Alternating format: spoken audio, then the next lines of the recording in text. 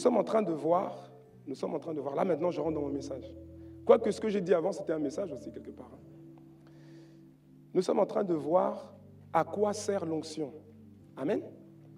Dis à ton voisin, il faut que tu comprennes l'onction. Voisin, tu peux répondre toi aussi. À quoi sert l'onction? Nous sommes en train de voir 10 choses que l'onction permet de faire. 10 choses que l'onction de Dieu permet de faire. Amen. Et nous avons vu déjà plusieurs choses. Déjà, nous avons fait un rappel, c'est que l'onction, c'est pour une mission. Amen. L'onction, Dieu te donne l'onction pour accomplir une mission. Dieu ne donne pas son onction en vain. Dieu ne donne pas son onction pour rien. Que quelqu'un dise amen à ça. Alléluia. Dieu donne l'onction pour nous permettre d'atteindre un but, pour nous permettre d'atteindre un objectif précis. Alléluia. Et c'est la raison pour laquelle, lorsque le verbe oindre, le mot oint ou onction est utilisé dans la Bible, c'est la raison pour laquelle vous verrez qu'il est associé au mot pour ou bien au mot afin de. Pourquoi? Parce que l'onction sert à quelque chose. L'onction pour, l'onction afin de faire. Quelqu'un me suit ou pas? Si tu me suis, du moins, bon, amen. Alléluia. Et nous avons expliqué que une des choses que l'onction permet de faire, la première chose, c'est que l'onction sert à enseigner. L'onction sert à enseigner toutes choses. Nous avons vu que l'onction permet de détruire les œuvres des ténèbres. Nous avons également vu que l'onction permet de prêcher l'évangile du royaume avec puissance et avec autorité. Et plus tard, nous avons vu que l'onction permet aussi de consoler les âmes abattues et les cœurs brisés. De consoler et de restaurer. Alléluia. Cinquième chose que nous avons vue, c'est que l'onction permet de briser les jougs. Elle permet de briser les jougs, elle permet de délivrer et de libérer ceux qui sont sous l'emprise du diable. Amen. Et l'onction, c'est ce que nous avons vu la dernière fois, on s'est arrêté avec ça. L'onction, bien entendu, elle permet aussi de guérir ceux qui sont malades. Alléluia. Amen. Et la fois passée, nous nous sommes encouragés à dire que, en disant que là où le Seigneur nous a placés, dans les différents environnements où le Seigneur nous a placés, environnement familial, environnement professionnel, environnement scolaire, quel que soit le milieu où le Seigneur t'a placé, tu es supposé être la lumière, tu es supposé être le sel, apporter de la saveur, et tu es supposé éclairer. Et là où tu es, j'expliquais qu'il ne faut pas, quand tu sens au-dedans de toi, que tu dois prier pour quelqu'un, pour un collègue, pour un camarade de classe, pour un membre de ta famille, quand tu sens que tu dois le faire, n'hésite pas à le faire. Alléluia. N'hésite pas à le faire. Que quelqu'un dise amen à ça. Et aujourd'hui, nous voulons donc continuer, nous voulons poursuivre. J'espérais terminer, mais là, ça va être un peu difficile. Septième chose, c'est que l'onction permet de prophétiser la grâce. L'onction permet de prophétiser la grâce, c'est-à-dire de libérer la grâce.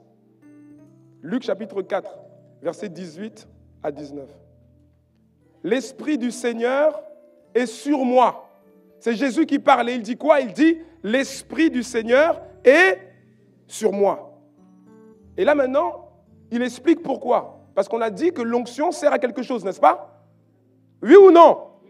Il dit, l'Esprit du Seigneur est sur moi parce qu'il m'a oint pour annoncer une bonne nouvelle aux pauvres. Il m'a envoyé pour guérir ceux qui ont le cœur brisé, pour proclamer aux captifs la délivrance et aux aveugles le recouvrement de la vue, pour renvoyer libres les opprimés. Et regardez au verset 19, pour publier une année de grâce du Seigneur. Pour publier quoi? Une année de grâce. L'onction sert également donc à prophétiser, à déclarer, à libérer la grâce sur la vie d'une personne. Amen. Regardons comment Élisée a prophétisé la grâce sur une femme sunamite stérile. C'est un texte qui se trouve dans le livre de 2 Rois. 2 Rois, chapitre 4, versets 12 à 17. S'il vous plaît, enlevez-moi l'écho, ça me dérange. Ça me dérange. S'il faut couper, coupez, mais ça me dérange. 2 Rois, chapitre 4, versets 12 à 17. Il dit à Géasi, son serviteur, appelle cette Sunamite, parce qu'elle leur avait fait du bien. Appelle cette Sunamite. Géasi l'appela et elle se présenta devant lui. Verset 13. Et Élisée dit à Géasi, dis-lui, voici, tu nous as montré tout cet empressement. Que peut-on faire pour toi? Faut-il parler pour toi au roi ou au chef de l'armée? En fait, Élisée voulait faire du bien à cette femme, n'est-ce pas? Il voulait lui faire du bien. Elle les avait bien accueillis et lui, en retour, il voulait lui faire du bien. Donc, il cherche un moyen pour aider cette femme. Donc, il pose la question, qu'est-ce que nous pouvons faire pour toi? Faut-il parler de toi au roi ou bien au chef de l'armée? Pouvons-nous te pistonner sur quelque chose? Peut-être que tu cherches un travail, peut-être qu'il y a quelque chose qu'on peut faire pour toi. Nous, on a des relations, on connaît quand même du monde. Veux-tu que nous t'aidions? Et là, la Bible dit donc, elle répondit, j'habite au milieu de mon peuple. Ça veut dire, à ce niveau-là, ce n'est pas la peine, je règne ici. Quelqu'un me suit ou pas? Alléluia. Verset 14. Et il dit, que faire pour elle? Géasi répondit, mais elle n'a point de fils, et son mari est vieux. Et son mari est vieux. Amen. Verset 15. Et il dit, appelle-la. Géasi l'appela, et elle se présenta à la porte. Verset 16. Élisée lui dit, à cette même époque, l'année prochaine, tu embrasseras un fils. Alléluia.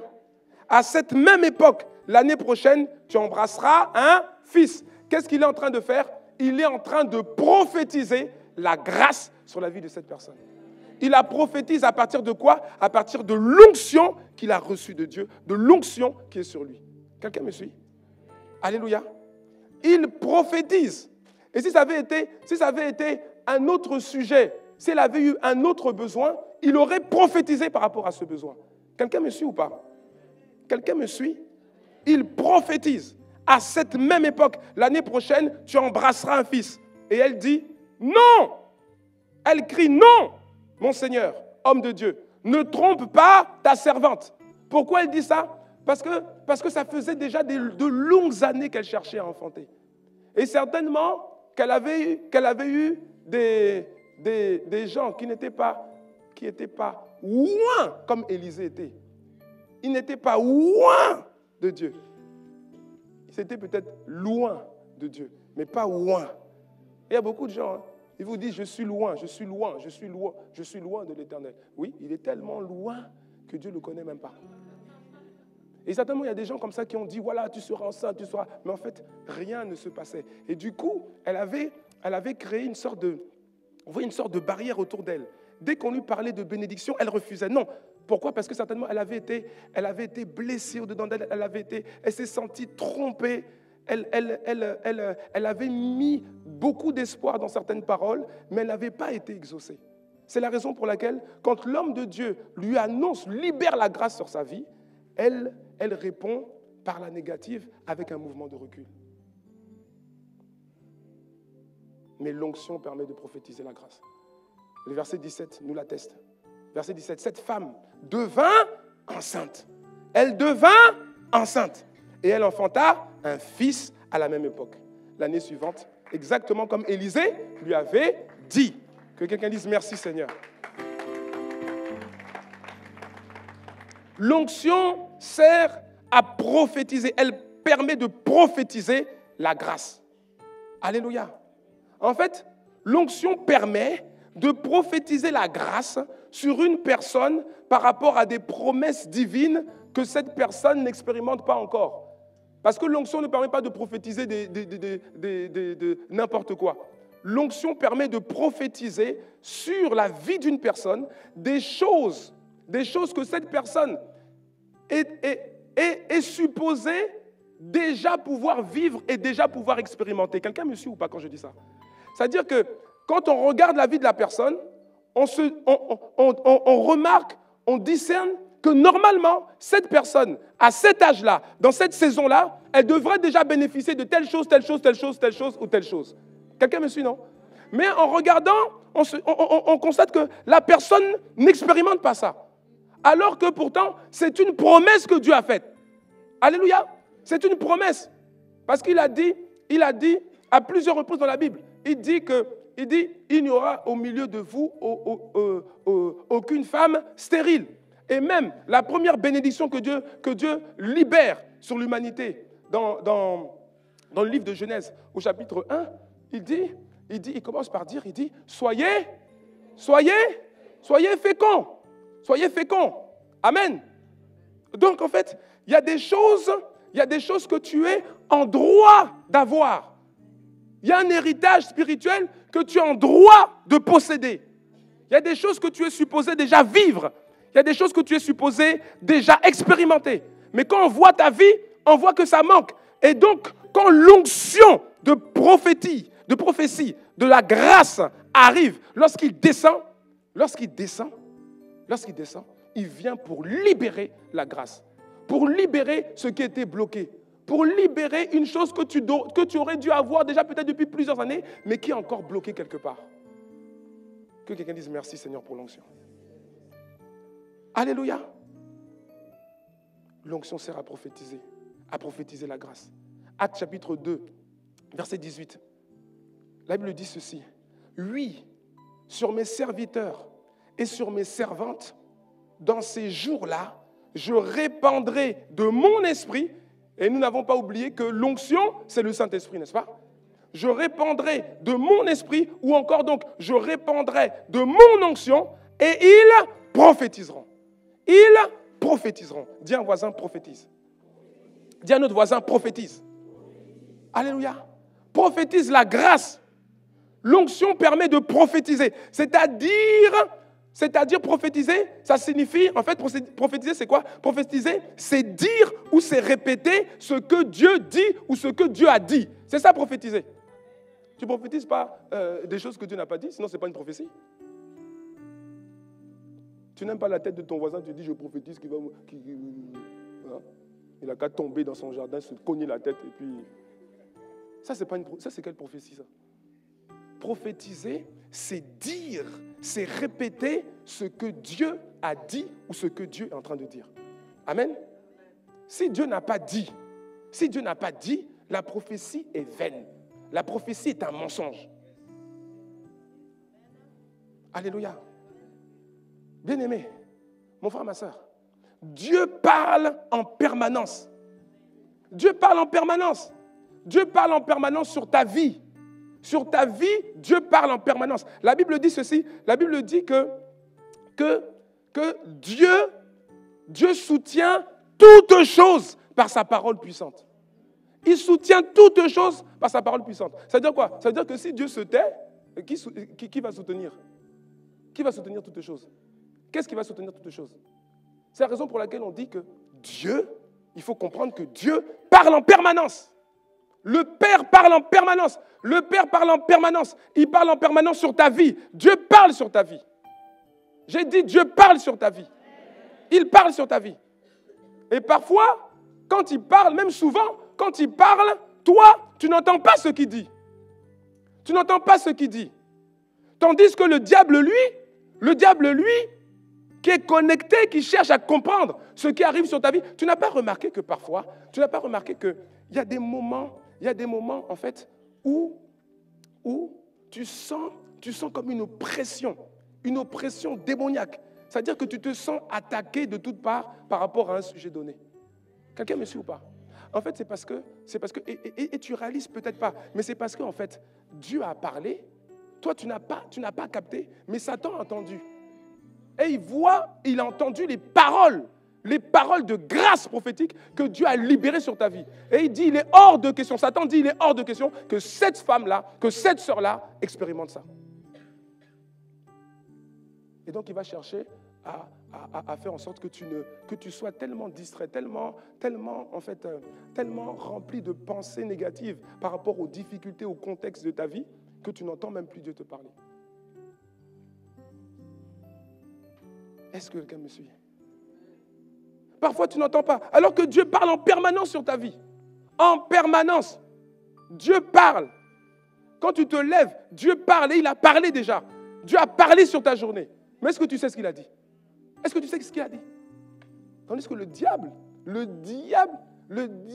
qui est connecté au monde spirituel, il voit, il entend, il voit, il perçoit des choses. Quelqu'un me suit, non? Il perçoit, même s'il n'a pas le détail, il perçoit qu'il y a une grâce. Par exemple, une grâce, la grâce des fiançailles et du mariage qui arrive sur ta vie. Toi, tu n'as pas encore saisi. Et qu'est-ce qu'il fait? Il va contrecarrer le plan de Dieu. Il va contrecarrer quoi? La parole que Dieu a libérée sur ta vie. Mais je dis que l'onction sert à prophétiser. Je dis que l'onction sert à prophétiser la grâce. Alléluia. C'est pourquoi, lorsqu'une onction prophétique vient sur l'Église, durant par exemple un moment de prière, et qu'on dit maintenant, prophétise sur ta vie. Quand le prédicateur dit prophétise sur ta vie, quand le conducteur de prière dit prophétise sur ta vie, c'est parce qu'il discerne, il ressent, il discerne que là, à cet instant précis, il y a une onction prophétique dans la salle. Quelqu'un me suit, non? Et tu ne dois pas, quand c'est comme ça, mon frère, ma soeur, tu ne dois pas rester muet. Tu ne dois pas rester muet. Le problème, c'est que beaucoup restent muets. On dit prophétise sur ta vie. Ça veut dire quoi? Ça veut dire qu'il y a une onction. Dieu est en train d'intensifier l'onction prophétique de la grâce. Et donc, c'est là que tu dois, vous voyez, il y a des moments particuliers que l'on ne peut vivre que lorsque l'on est réunis les uns avec les autres. Oui, c'est clair et net. C'est clair et sans aucune ambiguïté. Je ne suis pas en train de dire que tu ne peux pas prophétiser dans ta chambre quand tu pries. Je ne suis pas en train de dire que tu ne peux pas être béni lorsque tu pries à la maison. Je ne suis pas en train de dire ça. Amen. Alléluia. Je suis simplement en train de dire que lorsque nous sommes rassemblés, il y a une intensification. Quelqu'un me suit ou pas? Il y a une intensification. C'est la raison pour laquelle la Bible dit il est doux et agréable pour les frères et les sœurs de demeurer ensemble. Et la Bible précise. Pourquoi? Parce que c'est là que Dieu envoie la bénédiction. Ça ne veut pas dire que tu ne peux pas être béni à la maison quand tu pries. Non. Mais là, il est en train de parler d'une bénédiction particulière que tu ne peux pas avoir lorsque tu es isolé. Lorsque nous sommes tous ensemble, dans un moment d'adoration, et que Dieu nous conduit maintenant à prophétiser sur nos vies, mon frère, ma soeur, quand ça arrive, ne reste pas muet. Ne reste pas muet. Dis-moi amen. Ne reste pas muet. Parce que ta voix doit se faire entendre. Pourquoi? Parce que ta voix doit relayer la parole, elle doit relayer sur la terre la parole que Dieu a libérée sur ta vie dans les cieux. Quelqu'un me suit? C'est ça. Dieu a parlé, mais maintenant il faut que toi sur la terre, tu prophétises, c'est-à-dire que tu répètes, tu dises ce que Dieu a dit. Ce qu'il a dit dans les cieux maintenant, toi tu le dis sur la terre pour que ça s'accomplisse dans ta vie. Pour que tu le saisisses et que ça s'accomplisse dans ta vie.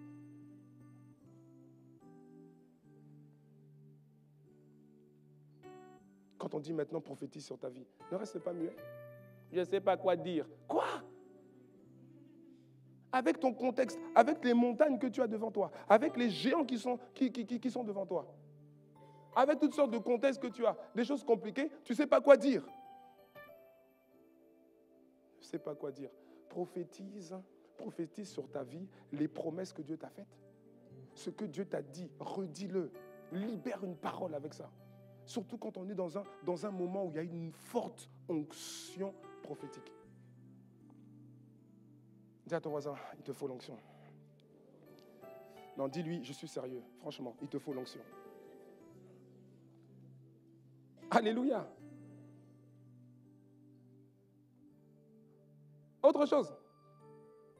L'onction, autre point, l'onction permet de révéler les choses qui sont cachées. L'onction permet de révéler les choses qui sont cachées. Jérémie chapitre 33, verset 3. Dieu parle et il dit, invoque-moi. Il parle à Jérémie, mais la vérité, c'est qu'il nous parle à nous tous qui sommes ses enfants. Il dit, invoque-moi, mon fils, ma fille, invoque-moi et je te répondrai. Invoque-moi et je te répondrai.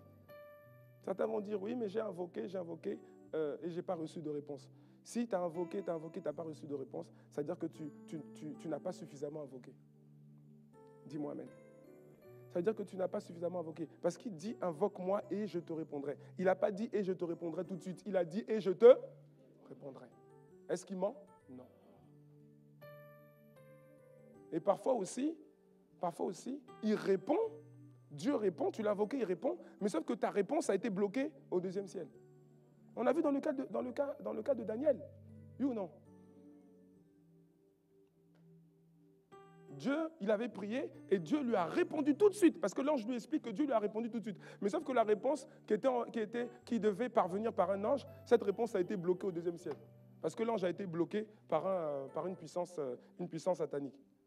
Et c'est lorsque Daniel persévère, il persévère dans la prière, il persévère dans le jeûne et la prière, qu'ensuite Dieu, pour libérer la réponse qui était bloquée, mais qu'il avait déjà donnée plusieurs semaines auparavant, Dieu envoie maintenant l'archange Michaël.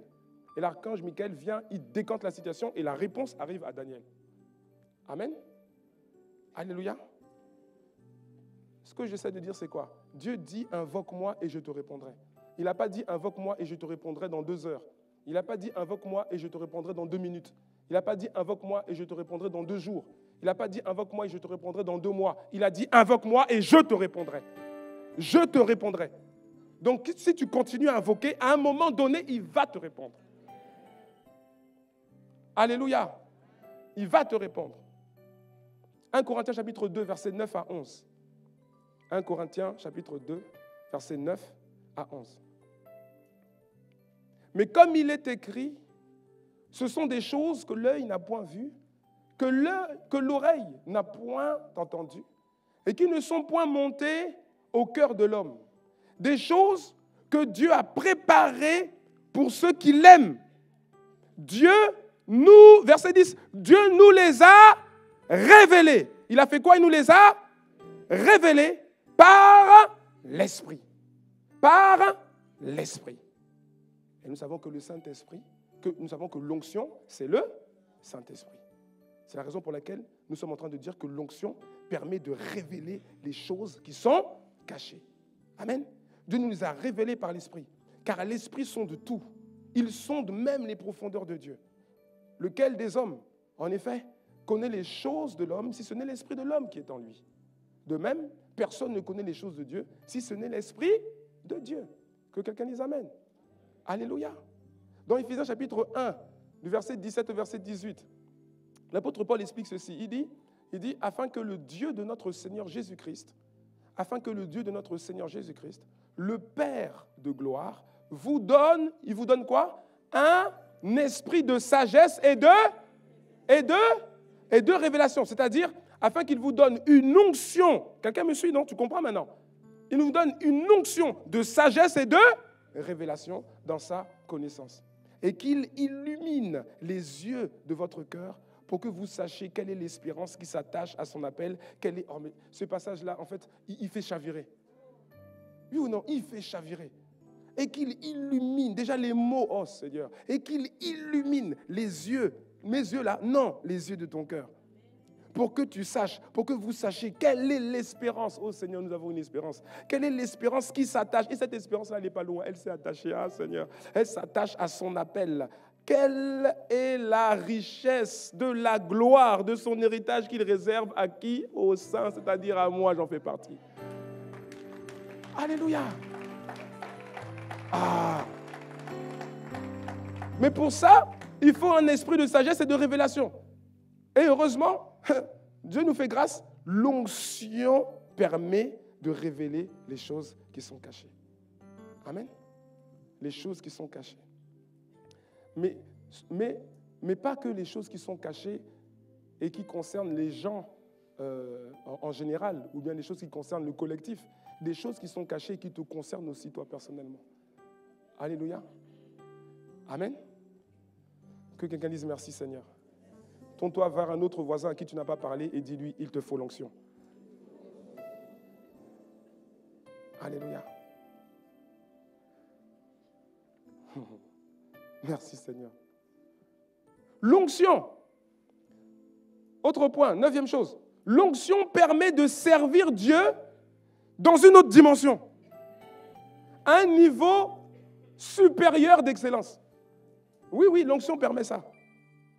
Il y a une différence entre servir en étant oint et servir sans onction. Il y a une différence. Exode chapitre 40, versets 12 à 15. Exode 40, versets 12 à 15. Tu feras avancer Aaron et ses fils vers l'entrée de la tente d'assignation. Et tu les laveras avec de l'eau. Amen. Verset 13. Tu revêtiras Aaron des vêtements sacrés. Tu loindras. Que quelqu'un dise l'onction. Tu loindras. Qui? Aaron, n'est-ce pas?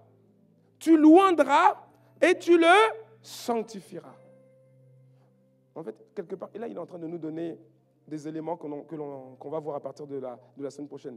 Il est en train de dire, tu vois, en fait, quand tu as l'onction, si tu veux que l'onction grandisse, que l'onction que Dieu a mis sur ta vie, qu'elle grandisse, que si tu veux opérer un autre niveau d'onction, tu es obligé de maintenir une vie de sanctification. Que quelqu'un dise amen à ça. Amen. Tu loindras et tu le sanctifieras pour... Vous voyez encore? Pour. On a dit tout à l'heure que lorsqu'on voit le mot onction, oindre, oint, c'est toujours pour quelque chose. Amen. Dieu ne donne pas l'onction en vain. C'est toujours pour quelque chose. Et je te rappelle, mon frère, ma soeur, que tu as été oint. Tu as été oint. Tu ne réalises pas, mais tu as été oint. Si tu respires, ça veut dire que tu as été oint. Dieu t'a oint parce que tu n'es pas là en vain. Si tu es là, si tu es sur la terre, c'est parce que Dieu a décidé, lorsqu'il t'a suscité, Dieu a décidé de régler certains problèmes sur la terre à partir de toi. Et il t'a équipé. Il t'a équipé de quoi? Il t'a équipé d'une onction. Alléluia. Sauf que beaucoup ne sont pas conscients qu'ils sont oints.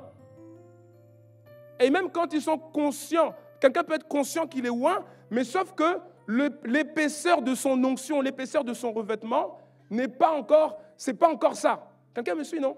Parce qu'on peut grandir dans l'onction. Amen. On peut grandir dans l'onction. Alléluia. Je disais donc, tu loindras et tu le sanctifieras pour. Tu loindras pour, parce qu'il y a toujours une raison. Tu loindras et tu le sanctifieras pour qu'il soit à mon service dans le sacerdoce. Verset 14. Tu feras approcher ses fils et tu les revêtiras des tuniques. Verset 15. Et tu les oindras comme tu auras oint leur père. Alléluia. Alléluia. Entre parenthèses, quand tu décides de servir Dieu et d'opérer sous l'onction, quand tu décides de servir Dieu, en fait, il n'y a pas que toi qui dois servir Dieu. Josué il a dit devant tous les enfants d'Israël, devant les dignitaires d'Israël, il a dit, si vous ne trouvez pas bon de servir Dieu, alors servez qui vous voulez. Mais moi, il n'a pas dit que moi et ma maison, nous servirons l'Éternel. Il a dit, moi et ma maison, nous servirons l'Éternel. Alléluia. Ah oui. Si tu décides de servir Dieu, c'est-à-dire que tous ceux qui sont sous ta responsabilité, tous ceux qui sont sous ton toit, tous ceux qui dépendent de toi, doivent te suivre dans ce service-là.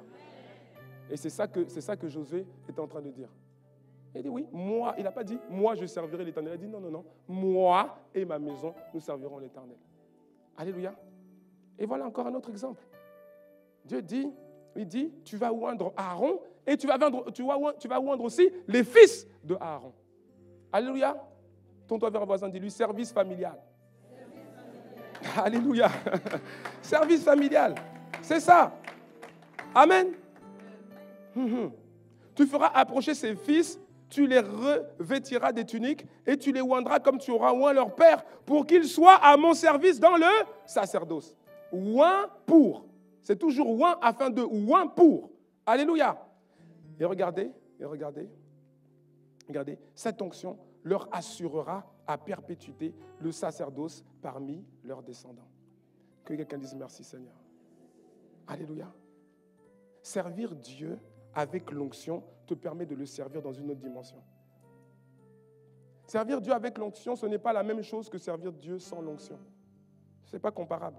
Quelle que soit la responsabilité, le rôle que l'on t'a confié à l'Église, dans l'Église, tu dois le faire en recherchant l'onction. Ainsi, ton service pour Dieu sera sublimé. Il sera sublimé. Ne sers pas juste pour servir. Quand tu décides de servir, maintenant cherche à servir sous l'onction. Ce n'est pas la même chose. C'est vraiment pas la même chose. Quand un conducteur de prière conduit la prière et qu'il est sous l'onction, ah mon ami, c'est pas la même chose. Ah, c'est pas la même chose. Ce n'est pas la même chose. En fait, ça se voit, ça s'entend, ça se sent. Quand un conducteur de prière conduit sans l'onction, c'est-à-dire que ça s'entend, ça se voit, ça se perçoit. Oui, oui. On a compassion. On dit, ah, vraiment, que la prière termine vite pour lui, parce que là, c'est compliqué. Oui, oui. Il y a quelqu'un qui sait de quoi je parle. Amen. Ah oui. Parce que quand tu sers et que tu n'es pas sous l'onction, toi-même tu sais que tu n'es pas sous l'onction, et toi-même tu dis, ah Seigneur, si je peux trouver, il n'y a pas un trou là où je peux rentrer, et puis je me cache. Et puis on m'oublie. On ne va pas t'oublier. Alléluia. Amen. Et lorsque ton service est sublimé par l'onction, quand je dis ton service, attention, hein, ton service ou ton ministère, ce n'est pas uniquement restreint à ce que tu fais au sein de l'Église. Que quelqu'un dise Amen à ça. Amen. Hein? Il y a les ministères au sein de l'Église, mais en vérité, l'onction que Dieu t'a donnée, pour plusieurs, au milieu de nous, l'onction que Dieu t'a donnée, en fait, c'est aussi pour le servir en dehors. Amen. C'est aussi pour le servir en dehors. Que quelqu'un dise Amen à ça. Joseph a reçu une onction de sagesse. Oui ou non? Oui ou non? Une onction de sagesse qu'il a utilisée lorsqu'il était Premier ministre d'Égypte pour organiser tout le pays. Oui ou non? Alléluia. Dans tous les cas, quand tu agis sous l'onction, conduit par l'onction, ce que tu fais porte du fruit. Ça porte du fruit. Ah, merci Seigneur. Merci Seigneur. Je disais donc que lorsque ton service est sublimé par l'onction, tu te rendras compte, et ça c'est aussi important, et je vais m'arrêter avec ça. Lorsque ton service est sublimé par l'onction, mon frère, ma soeur, tu te rendras compte que l'onction prend soin de toi. Oui, oui. L'onction prend soin de toi. Elle comble tes besoins. Quand tu marches sous l'onction, dans ton onction, quand tu sers Dieu dans ton onction, l'onction prend soin de toi et elle comble tes besoins. Oui, elle comble tes besoins, je dis. Lévitique chapitre 7, versets 34 à 36. Lévitique chapitre 7, versets 34 à 36. Il y a quelqu'un qui ne sait même pas où c'est Lévitique. Lévitique, c'est quoi? Si tu vois ton voisin dans ce cas-là, aide-le, s'il te plaît. Aide-le à la fin du culte, tu vas lui demander un billet, tu vois, parce que je t'ai aidé quand même. Hein? Lévitique chapitre 7, versets 34 à 36. Car je prends, écoutez bien, on va s'arrêter avec ça. Car je prends sur les sacrifices d'action de grâce offerts par les enfants d'Israël, je prends donc la poitrine qu'on agitera de côté et d'autre, et l'épaule qu'on présentera par élévation, et je les donne au sacrificateur et à ses fils. Que quelqu'un dise Amen à ça. Dieu dit, je prends, il dit, sur les sacrifices d'action de grâce, sur les offrandes là, d'action de grâce, sur les sacrifices d'action de grâce, Dieu dit, je prends une partie, je les donne à qui? Au sacrificateur Aaron et à ses fils, par une loi perpétuelle, qu'observeront les enfants d'Israël. Verset 35, regardez, c'est ça qui est intéressant. Verset 35, c'est là, la Bible dit, c'est là quoi? Non, dis le plus fort, c'est là quoi? Non, quelqu'un n'a pas dit, c'est là quoi? Il y a toujours quelqu'un qui ne veut pas parler, ce n'est pas grave. C'est là le droit. C'est là le droit que l'onction d'Aaron et de ses fils leur donnera. C'est là le droit que l'onction donne. L'onction permet de répondre à tes besoins. Quelqu'un me suit ou pas? L'onction te donne un droit. Ah! L'onction te donne un droit. C'est là le droit que l'onction. On n'a pas dit c'est là le droit que autre chose. On dit c'est là le droit que l'onction d'Aaron et de ses fils leur donnera sur les sacrifices consumés par le feu devant l'Éternel depuis le jour où ils seront présentés pour être à mon service dans le sacerdoce. Verset 36, c'est ce que l'Éternel ordonne aux enfants d'Israël de leur donner depuis le jour de leur onction. Ça veut dire qu'avant l'onction, ils n'avaient pas ce droit-là. Avant l'onction, tu n'as pas cette grâce divine-là. Mais quand tu as l'onction, quand tu marches dans l'onction, quand tu sers sous l'onction te donne, elle te confère un droit. Et elle comble tes besoins.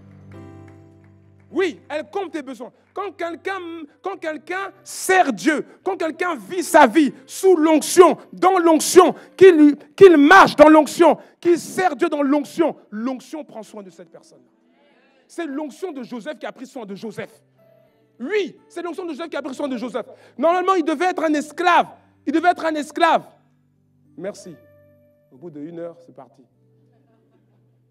Il devait être un esclave, vendu par ses frères comme esclave. Il devait être un esclave. Mais même dans la maison de Potiphar, l'onction de sagesse, d'organisation que Dieu avait mis sur lui a pris soin de lui. Oui ou non? Il n'était pas un esclave comme les autres esclaves. Non. Lui, c'était le chef des esclaves. Et puis après, à un moment donné, Potiphar l'a élevé jusqu'à être le régent de toute sa maison et de tous ses avoirs. Alléluia. À un moment donné, Madame Potiphar, une nymphomatique, qu'il a harcelé. Elle a harcelé. Joseph. Elle n'arrêtait pas. Joseph dit non, là, Madame Potiphar, non, moi je crains Dieu. Et elle a tout essayé, tout. Elle change de parfum. Elle vit de tout. Elle passe, Joseph.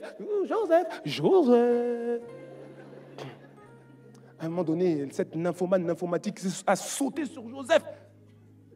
Joseph a fui. Parce qu'il craint Dieu.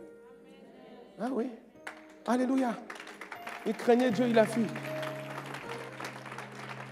Amen. Bon, toi, quand il te saute dessus, toi, tu fuis. Hein? Oui. Un des frères, quand ils sont tombés dans le péché, après, ils disent, je ne pouvais rien faire, elle a sauté sur moi. Il dit, tu ne pouvais rien faire. Joseph a donné la piste. Il a donné ce qu'il fallait faire. Alléluia.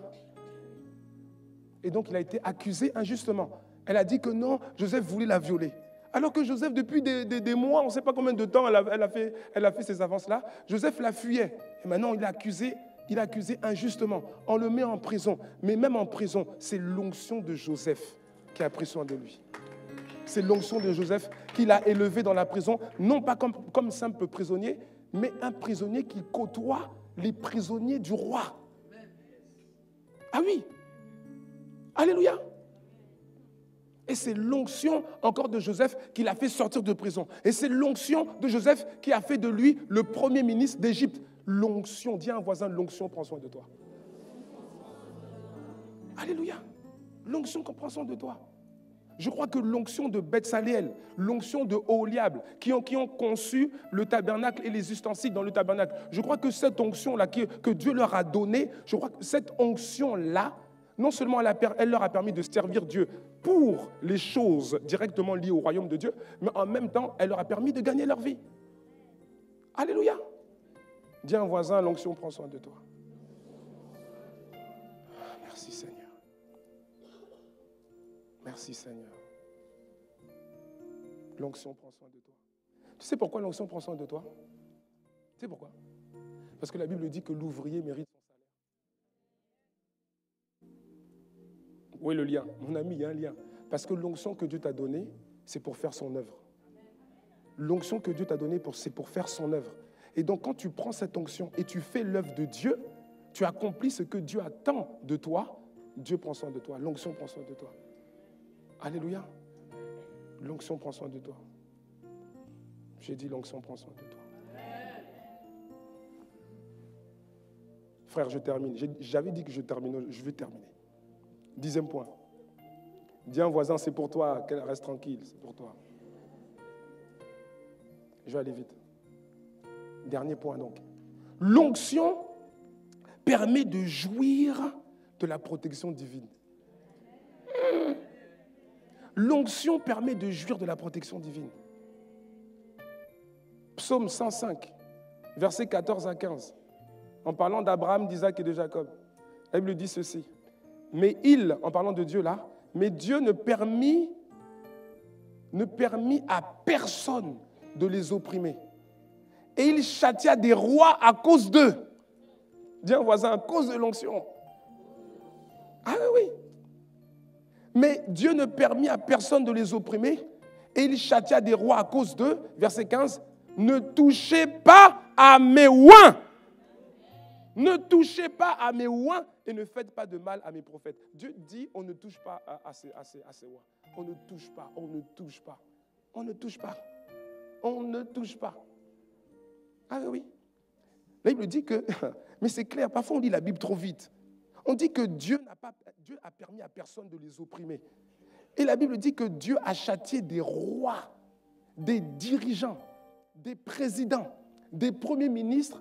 Pourquoi? Parce qu'ils se sont attaqués à quelqu'un qui était roi. L'onction de Dieu sur une personne est une véritable couverture spirituelle. C'est une véritable protection. C'est comme un gilet pare-balles. Lorsque tu marches sous l'onction, tu as besoin de couverture parce que la vérité, c'est que tu seras combattu.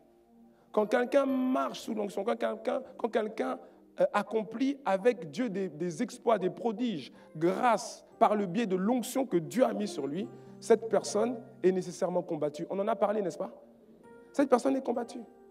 Quand tu vas commencer à opérer dans ton onction, mon frère, ma soeur, tu vas voir, tu seras combattu. Ceux qui te disaient être tes amis, tu verras que ce n'est pas tes amis. Oui. Quand tu commences à fonctionner dans ton onction, ah non, les gens n'aiment pas le monde n'aime pas les gens ouins. Ah non. Ah non. Tu seras sérieusement attaqué. Frère, tu vas être attaqué. Tu vas être calomnié par des mensonges, par des fausses accusations. Parce que l'onction, on l'avait dit déjà, l'onction attire aussi tout ça. Oui. Les personnes ouintes sont toujours combattues. Toujours. Je dis toujours. Quand quelqu'un est oint par Dieu, par exemple, pour le ministère musical, dans la musique, le ministère musical, et que parce qu'on a dit que l'onction augmente ta renommée. Vous vous rappelez, non? Et que ta renommée, grâce à cette onction, c'est pas toi. Toi, tu es qui? Toi, tu es rien. Je ne suis rien. Amen. C'est l'onction qui nous permet de faire ce que le Seigneur nous demande de faire. Et quand ta renommée commence à être reconnue, tu commences à être reconnu, les gens commencent à inventer des choses. Oui, mais cette chante-là, c'est louche, elle doit faire des fétiches, et puis ça veut rien dire. Ça veut rien dire. Ça veut rien dire. Et puis elle n'est pas vraiment chrétienne. Et puis il n'est pas vraiment chrétien, il n'est pas chrétien, il n'est pas. Non. Parce que parfois il discute avec des artistes du monde, c'est-à-dire qu'il n'est pas chrétien. Donc vraiment, il discute avec des artistes du monde. Il discute avec des artistes, c'est tout. Toi, tu ne discutes pas avec un boulanger du monde.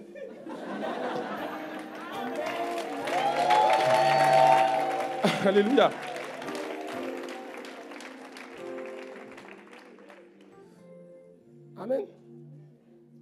Amen. Mais c'est ça. Puis les gens aiment parler. Une fois, quelqu'un m'a posé la question, mais est-ce que, les gens disent qu'on ne peut pas, si je suis artiste dans le Seigneur, quand je dis je suis artiste gospel, ça choque les gens. Mais ça choque les népiotiques. Je fais la différence entre un artiste gospel et un artiste de gospel. Oui, oui, il y a des gens qui sont artistes de gospel. Ce n'est pas des artistes gospel. Quelqu'un me suit, non? Ce sont des artistes de gospel. C'est un artiste, il vit dans le monde, mais il chante le gospel. Oh, happy day! Oui, non? Hein? Voilà. Mais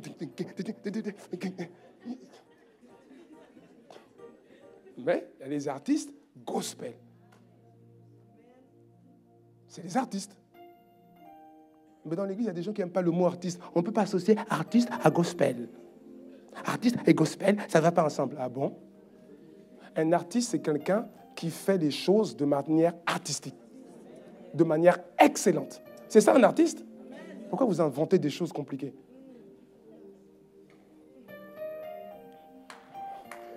Ah oui.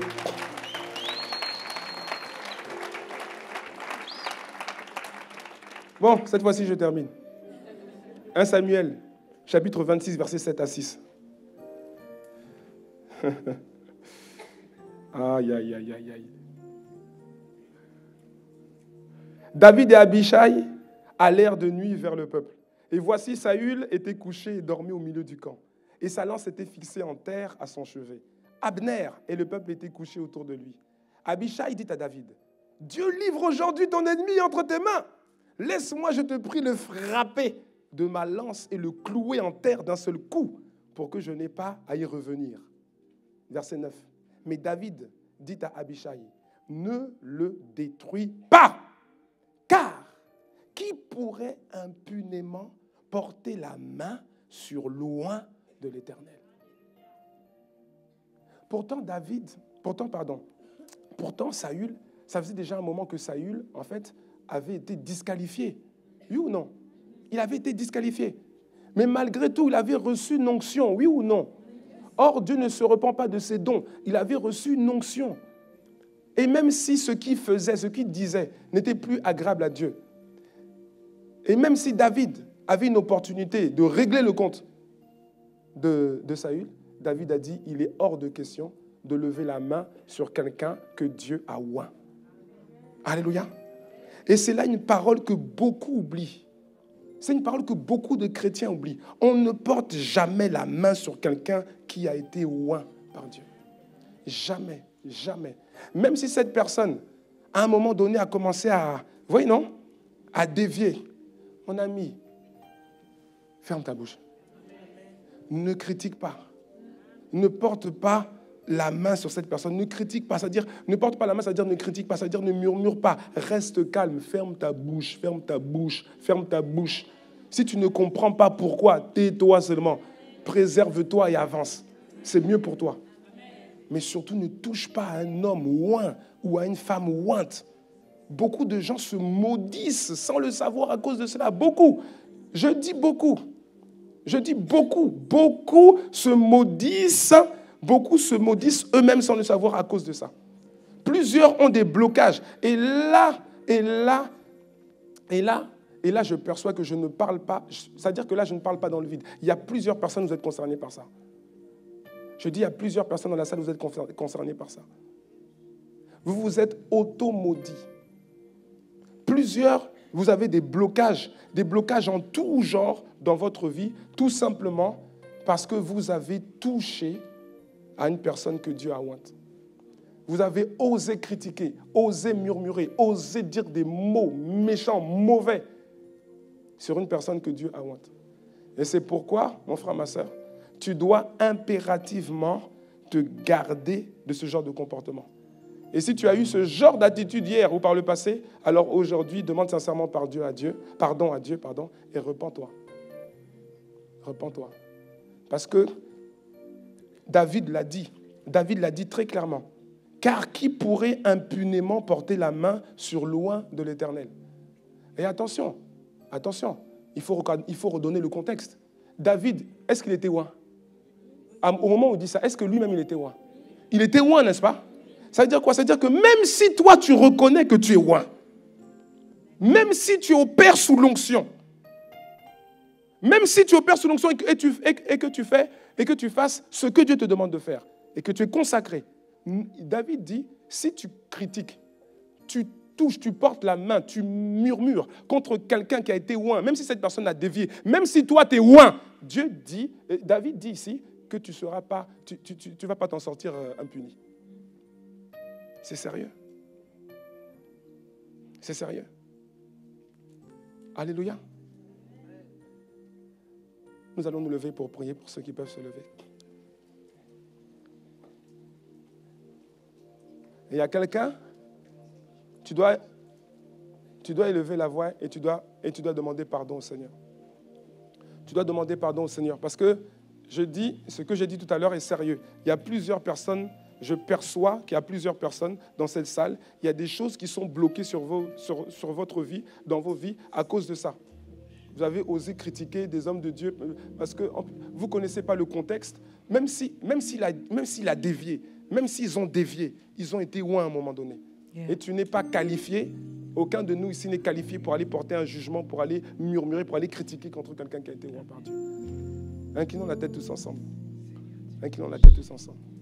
Et si tu es concerné par ce point-là, particulièrement par ce point-là, incline la tête et demande pardon à Dieu.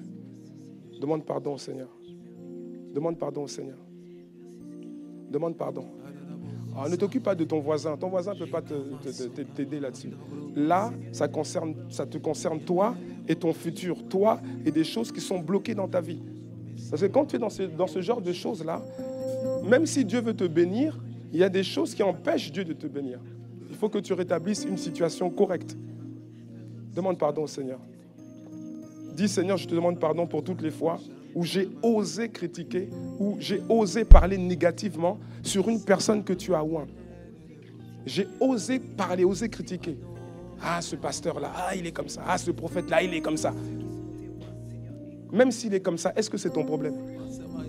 Est-ce que c'est toi qui vas l'amener à la raison? Il a été oint. S'il a été oint, repens-toi.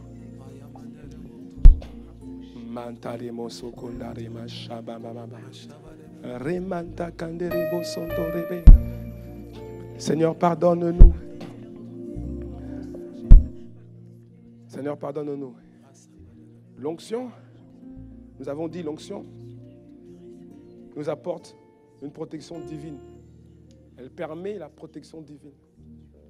Et plusieurs au milieu de nous avons oublié ça.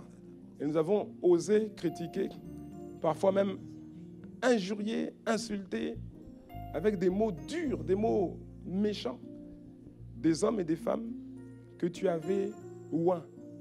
Et même si après ils ont dévié, Seigneur, nous ne sommes pas qualifiés pour les critiquer. Alors Seigneur, s'il te plaît, pardonne-nous. Pardonne mon frère, pardonne ma soeur, pardonne-nous tous, Seigneur, pour toutes les fois où nous avons osé poser un tel acte d'autodestruction. Nous te demandons pardon sincèrement. Et pour preuve de notre repentance, Seigneur, nous te disons qu'à partir d'aujourd'hui, nous refuserons de prendre part à la calomnie. Nous refuserons de prendre part aux débats stériles, aux critiques et aux murmures. Si quelqu'un veut le faire, c'est son problème. Mais nous ne le ferons pas, Seigneur. Nous ne le ferons plus. Merci pour la grâce que tu nous accordes aujourd'hui, parce que tu es le Dieu de la miséricorde. Celui qui demande pardon, celui qui est sincère et qui se repent, Seigneur, tu lui fais grâce.